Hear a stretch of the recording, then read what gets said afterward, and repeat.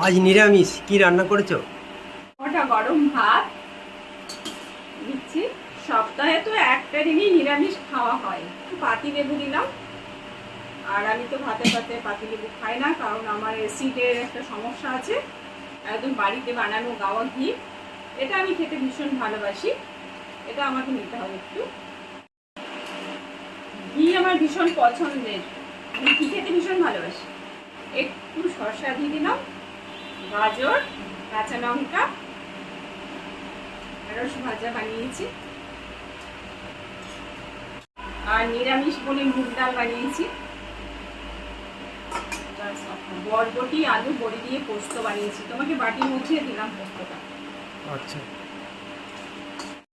এই নিয়ে আজকে দুপুরের খাওয়া দাওয়া হবে। চলো, তোমাদের সাথে আরো আমার অনেক গল্প আছে, পরে কথা হবে। এখন খাওয়া শুরু করি।